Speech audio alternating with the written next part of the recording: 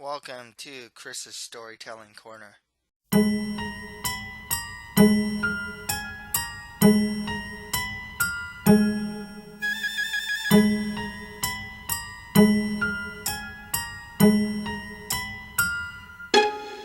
My name is Christopher Moldong, and I am an author specializing in the fantasy genre. Today I will do manga reviews for Negima volumes 9 to 12. Next week I will review volumes 13 to 16 and read one of my horror short stories, Shattered Glass, pages 1 to 4. Also, check out my reading of The Mushroom Prince and the Convent Kingdom.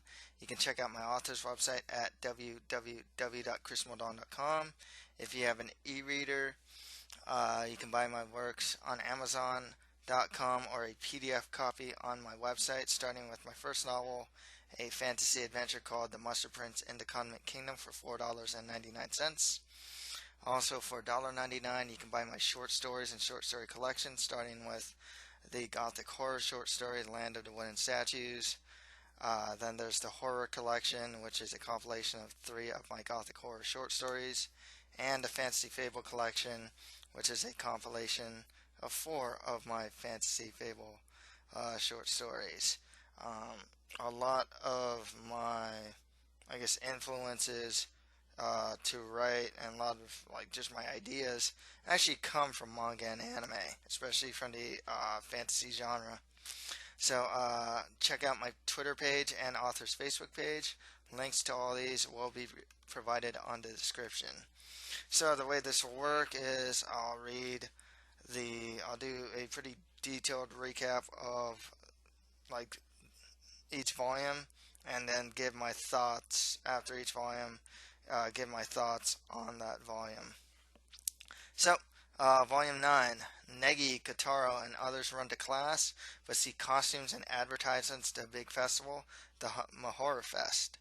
We're introduced to student Zaize Rainy Day. We're not really introduced to her, but she actually talks to them, and, talks to Negi in this, because we've seen her before, briefly, but this is the first time there's some actual interaction with her.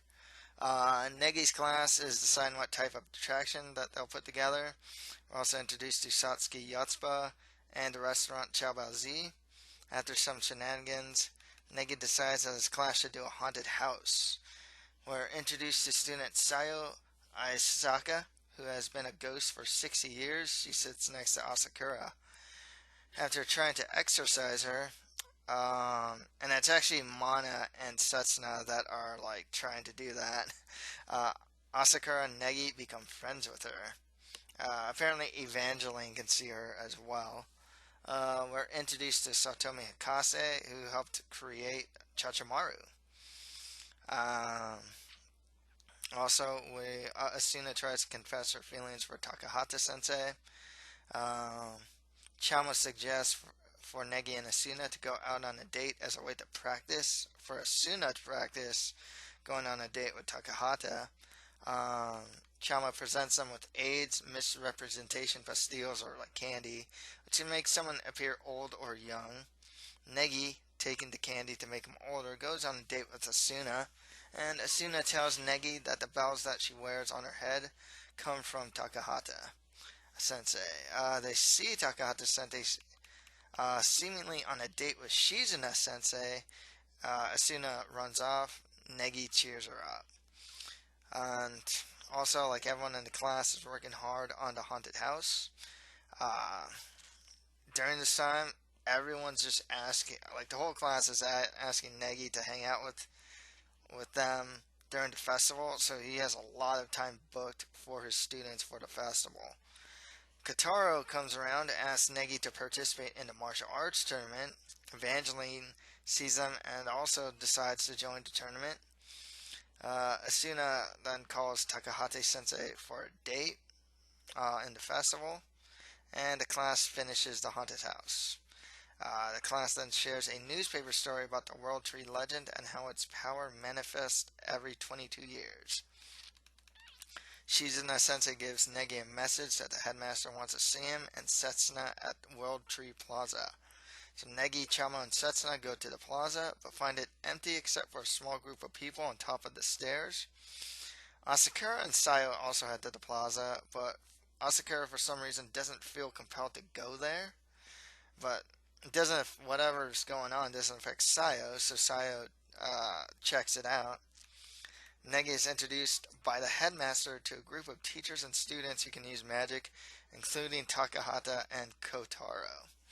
The headmaster tells him that the World Tree legend is true for every 22 years. He tells them that the World Tree is a magic tree and that its magic is susceptible to human emotion, especially confessions of love. There are 6 areas around the World Tree that need to be guarded, and they are asked to be guards. Sayo hears them and looks like she's gonna get attacked by one of the teachers, but this teacher targets an observation droid and destroys it. Hakase and another hooded student start running away who are nearby the World Tree Plaza. Um, One of the hooded students is being chased by 2 people, and the student turns out to be Chao Lingshen. She crashes onto a table in front of Negi, Setsa, and Kotaro and tells them that evil mages are after her. They rescue her and fight off shadow henchmen that are chasing them. They face off against her main pursuers, who turn out to be teachers and students from Mahora who can use magic. These teachers and the students try to apprehend Chao, but Negi argues as a way to release her. As thanks, Chao gives Negi a timepiece. So at the end of the volume, Chao, Hakase, and Chachamaru are on top of a blimp and seemingly want Negi on their side. So his thoughts on Volume 9. I mean, what this volume is really doing, we're setting up for this big story arc involving this Mahora Fest. We're also setting up Chao Lingshen. She looks like she's going to be a big part of this arc. She doesn't appear to be a good guy either. um, so, we don't exactly know her intentions. We don't exactly know what she can do, what abilities she has, what she knows. But we know that she's there. She gave Negi a timepiece, um, the teachers obviously know about her. It's neat that we get to know other teachers that are in on this whole magic thing. Um, it seems like there's a small handful, but they're there. Finally looks like there's some movement with the Asuna and Takahate Sensei love story thing going on. Asuna seems to like him. I don't know if Takahate actually likes her. We got introduced to Zaize very briefly, and she's pretty much a mystery except that she does acrobatics. And according to the thing, they say, oh man, I should have checked, but according to the class roster, she's in like the Magic Club or something like that. So besides that, we don't know much about her. I like Sayo. She's a fun character. Her pairing with Asakura could be kind of useful. Asakura's kind of like this reporter type. Sayo's this ghost who can, you know, see what's happening that others can't at times. The timepiece looks like it's going to be important to the story as well. And, the fact that they're talking about a martial arts tournament explains why Negi was training so much. It I would assume that Negi is going to participate in this thing as well. Um, so, yeah, right now it looks like we're just starting off with something big, kind of introducing who the players are, um, what's happening so far, and just kind of moving things along. So, Volume 10, the 78th Annual Mahora Festival officially begins. Negi goes to the haunted house and gets scared. He is then taken to the nurse, and Setsuna and Chamo sit with him. Negi and Setsuna oversleep. The timepiece seemingly activates, and the festival starts over again. They follow Nodoka and see another Negi with her. They deduct that they traveled through time. After Negi, Setsuna have fun in the festival, Chao confronts Setsuna and knows that Setsuna came from the future. Chao reveals that she is a blood relative of Negi, and Chao tells him that the pocket watch is called Cassiopeia. Negi and Nodoka go on a date, but they are caught by Takane, Goodman, and May, who are guarding from people confessing near the World Tree. They think that Nodoka will confess to Negi and try to stop them. Negi then becomes a kiss fiend after Nodoka wishes for a kiss from him near the World Tree. Elsewhere, Asakura and Sayo meet with Chao, and Chao asks if she has decided to join her. So Negi kisses Asuna, which makes Negi stop being a kiss fiend. Later, Nodoka kisses Negi. Negi then reveals the time machine to Asuna and Kanoka. So they all go back in time, and Negi patrols the festival with Mana. After patrolling, Mana reveals to Chamo that she has a Pactio card. Negi then is with Kotaro, and they run into Yue. They reveal the time machine to her. Yue and Negi hang out. Yue reveals that she's been practicing magic and shows it to him. It's then revealed that Yue is now in love with Negi. Later, Kotaro gets Negi to sign up for the martial arts tournament. It's bigger than they were initially told, and the prize money, 10 million yen, is much more. Before the preliminary fights, Asakura is the announcer to the tournament, while the sponsor is Chao Lingshan. During Chao's speech, she says that she wants to find the strongest at the academy, be they of the world of light or dark. Also, she mentions that the tournament was originally made for people from the other world to see what they can do. Projectile weapons, bladed weapons, and incanted spells are all forbidden in the tournament. Electronic equipment is disabled during the tournament. So Mana, Kufei, Kaede, Evangeline, Takahata Sensei, Asuna, Setsuna, Kotaro, and Negi all enter this tournament. Chao reveals that the last winner of the tournament was Negi Springfield, who was only 10 years old. During the preliminaries, a mysterious hooded man gives advice to Negi, and all the major characters win their preliminary fights. At the end of the volume, they show that Negi's first fight in the tournament is against Takahata Sensei. So, thoughts on Volume 10. It looks like we're getting into a big tournament with the characters involved. You can expect like some big moves, so maybe some explosions, crazy martial arts and whatnot that are going to be most likely gravity defying. Tournaments in manga and anime just tend to last through a couple volumes and or episodes.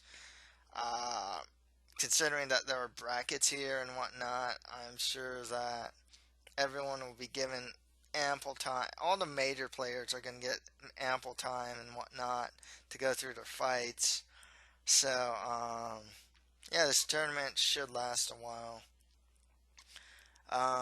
There is a question, though, of how this martial arts tournament is tied into Chao's ultimate plans.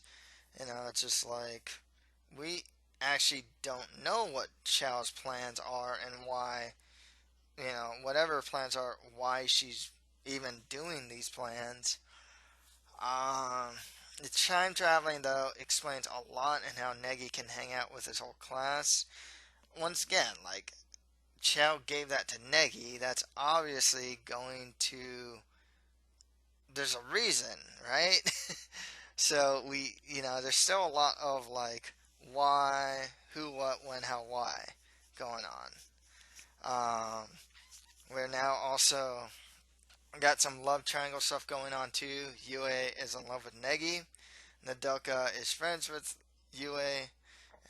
And Nodoka loves Negi as well. So, I expect that to play out in some way, shape, or form. Negi versus Takamichi, which is kind of like the hook for the next volume, should be really interesting given their history. I mean, they're obviously pals, you know. Also, the thing with Takamichi is, like, so far he's just come off as this really nice guy. Don't really know what his abilities are. and what he can do and how strong he is, but like it's just hinted at for the most part that he can, do a lot of damage. Um, it seems like Chow really knows a lot about like the other world too. So, um, there's people or there's students in Negi's class like Evangeline and whatnot that already know about like mages and whatnot, and then there are others that are just kind of run into it or just like accidentally run into it pretty much. Um, but Chow is just one of those ones that knows magic. Hey, magic exists. There's another world out there and whatnot. So she obviously knows a lot. And actually, Chow being a blood relative of Negi is very interesting. We, what's that about? Pretty much, like, obviously she's older than him. She's not Nagi's daughter, from what we can tell. So, who is she? Once again, still a lot of questions, and it's still a little more building. This volume really is still. We're getting a little deeper into things. We're still building up, this big story arc. Again, volume 11. Negi meets with his class, and it seems like he has spent time with many of his students. Negi and Kotaro hang out with Ayaka. They go to an underground costume contest and see Chisame participating. Chisame ends up winning the contest. Elsewhere, Negi and Kotaro go to Evangeline's resort to train.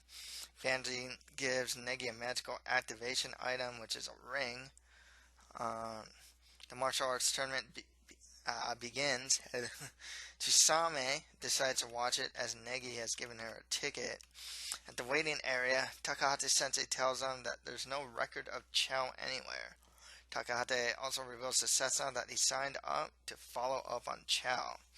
In the first matchup, Katara fights Sakura Mei. She was one of the students I was chasing after Chow Lingshen, like in an earlier volume. Mei has an artifact, which turns out to be a broom, but Kotaro defeats her easily. A mysterious hooded man calling himself Kuno Sanders easily defeats his opponent, and he distinctly looks at Negi after the win. Kaede also wins her fight. Kufe fights Mana. Really cool fight here, and Ku ends up winning. But afterwards, Mana meets up with Chow, and it appears that Chow paid Mana to lose, but Mana does not take the money. Injuring her arm against Mana, Kufe is out of the tournament. Chisame starts to question the techniques that she's seen. And Takane D. Goodman fights a cyborg named Tanaka and wins. In a flashback, Takahata Sensei meets with a young Negi and befriends him, allowing him to call him Takamichi. He also reveals that he fought with his father. Negi fights Takamichi. Negi uses the Shundo technique to fight him. It's where you can pretty much travel from like really quickly from one point to another. It's not quite teleportation, but it's almost like the equivalent of like teleportation without actually truly disappearing. It's like just going to one spot to another in an extremely fast way. It's not enough though. Later in the battle, Takamichi shows that he can use Shundo as well. Takamichi also reveals that his master is a friend of Nagi's, one of those guys in the photo, back in like Aishin's house. Takamichi then uses a technique where he combines chi and magical power. So Negi's getting beaten, but Negi uses a delayed spell. He makes a comeback and defeats Takamichi. After the match, little Setsuno shows up and shows Takamichi a place at the back of the tournament area. Takamichi tells Asuna that he'll see the festival with her tomorrow and speak with her. At the end of the volume, at a sewer system, Takamichi and little Setsuno get surrounded by Chow and Mana. So some thoughts on volume 11. the big things about this volume, obviously the fights, Ku versus Mana, and especially Negi versus Takamichi. The fights are cool. Mana was using these coins, and because you can't use guns, so she's like flicking coins at Ku, and really getting the better of her. It was just really neat. Um, Ku ends up winning using some of her own techniques. It's just kind of too bad that she seems to have let Kufei win. You get this idea that Mana might have been the stronger of the two. I can't also help but feel that Takamichi let Negi win, or at least didn't just go all out. I mean, Takamichi had some like immense power. I mean, he's shooting these like Dragon Ball style beams at Negi, more or less. The guy can float on water. He was walking on water and just seemed to be the more experienced and maybe at times a stronger guy too. I mean, obviously though, I mean, you can't have the main character Negi here. Obviously has an important role here. He's the protagonist. It's like, I mean, if you let him lose the tournament, it's kind of like okay, like what now, So, but still, it just didn't seem like Takamichi was going all out on him. Chisame seems to be becoming a little more involved with like everything that's going on. She's definitely suspicious. We're also introduced to like Kunal Sanders. We don't know what his purpose is. We can assume that he's really strong, but otherwise, there's not much else about him.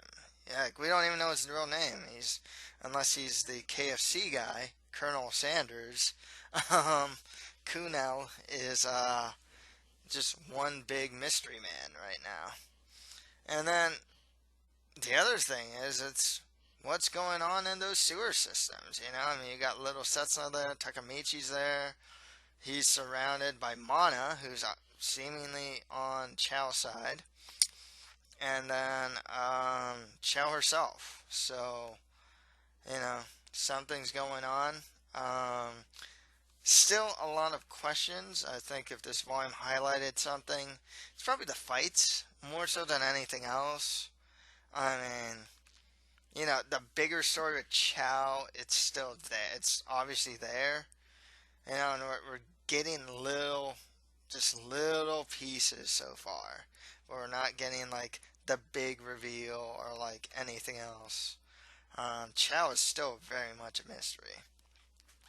So, Volume 12, at the start of volume, a young Asuna is with Nagi and his friend. A young Takahate, it's called Takamichi, is learning how to combine magic and chi. The young Asuna does the technique right away. Nagi calls Asuna a princess. In the backstage waiting area, Haruna mentions what she saw looked like magic. So maybe she's getting a bit suspicious as well. Setsuna and Asuna get ready to fight each other. Kunal Sanders talks with Asuna, and Evangeline seems to know him.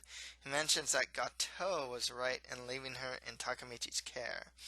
Evangeline says that the hooded man is a friend of Nagi's, or Kunal. Kunal tells Asuna to empty her mind. He also mentions that Asuna has seen someone die. It seems like that Gato guy. Asuna and Setsuna then fight each other.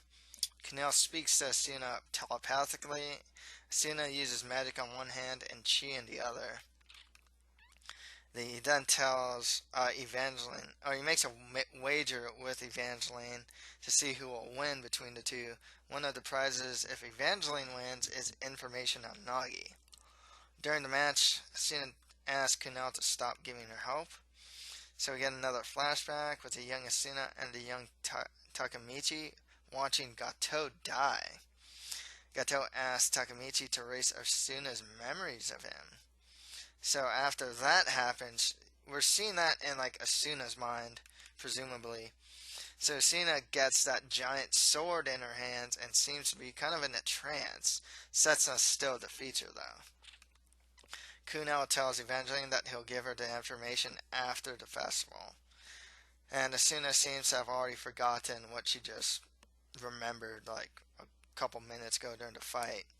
Eventually fights against this guy named Yamashita Keiichi, and she defeats him with one strike. He's like some scrub, pretty much. In a flashback, Kunal says that Nagi is somewhere alive in this world, and he guarantees it. He tells Evangeline that the day of their meeting may never come, though.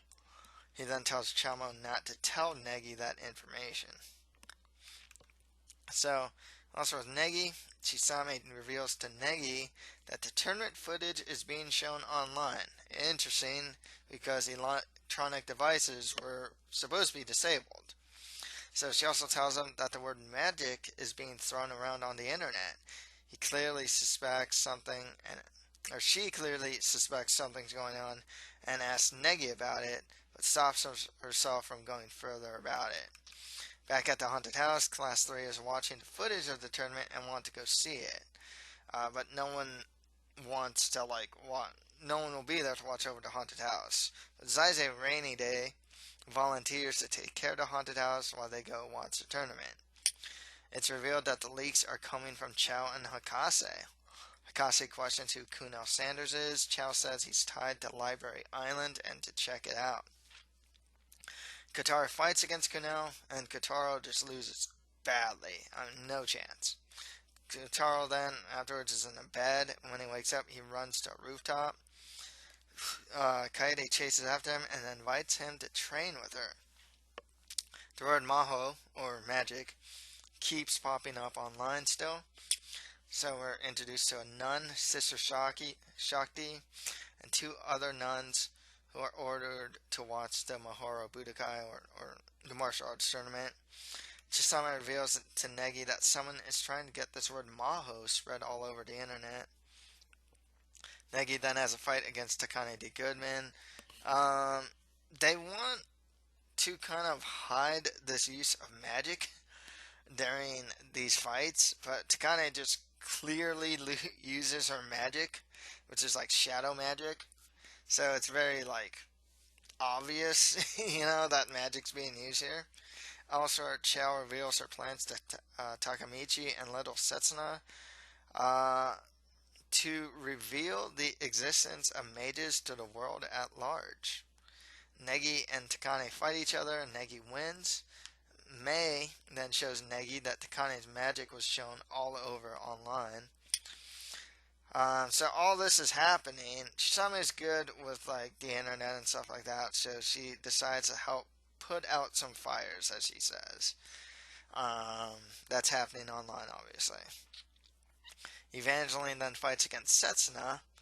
We're also then shown the scene with the nuns are on a rooftop, but are stopped by this masked figure. Evangeline forces Setsuna to look into her eyes while they fight. They get transported to an illusory space where they can fight freely. So they fight Setsuna and Evangeline. Setsuna is able to use her wings. Evangeline tells her to give up her sword or her happiness. So Negi uses dream watching magic and Asuna's Pactio so they can watch Setsuna versus Evangeline. Setsuna asks if she might have both her sword and her happiness. She gets out of the illusory space while Evangeline is still in it. Then Setsuna subsequently defeats Evangeline.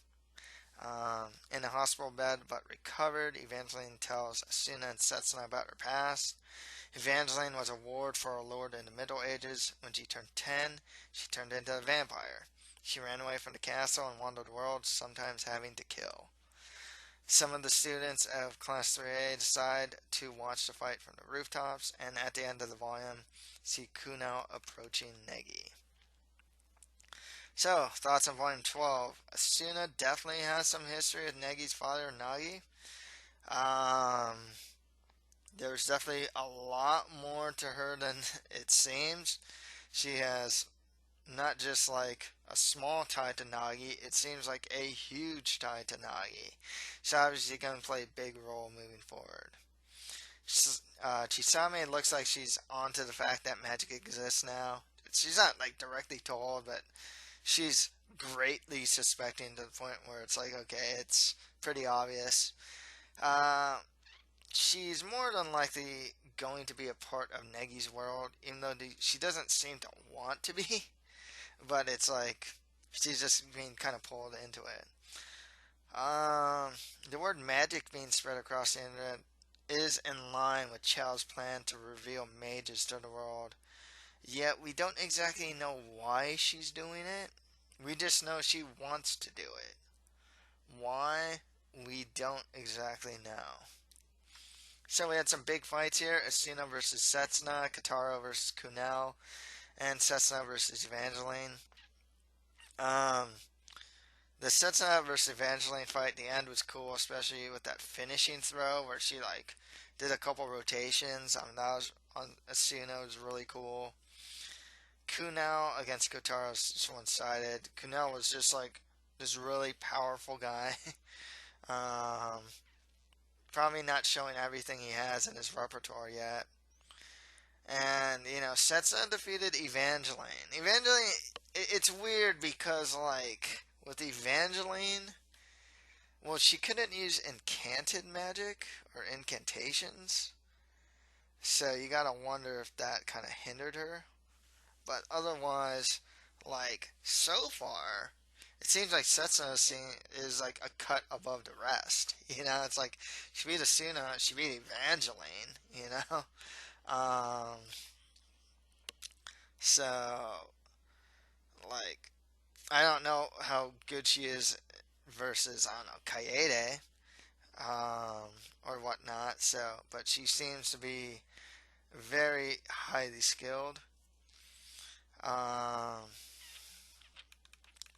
let's see, you had Evangeline's backstory, um, kind of in line with what I expected her backstory to be, something with the Middle Ages and whatnot. She's a vampire. It's kind of like that whole vampire thing going on. You kind of wonder what, like, Kuno wants to tell Negi. We don't know much about him. He has some ties to Library Island. I mean, he knows Evangeline. He was friends with Nagi. So,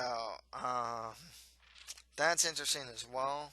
Then we have like other things. We have these nuns that are apparently like, kind of doing their own thing. We don't have any update with Takamichi yet.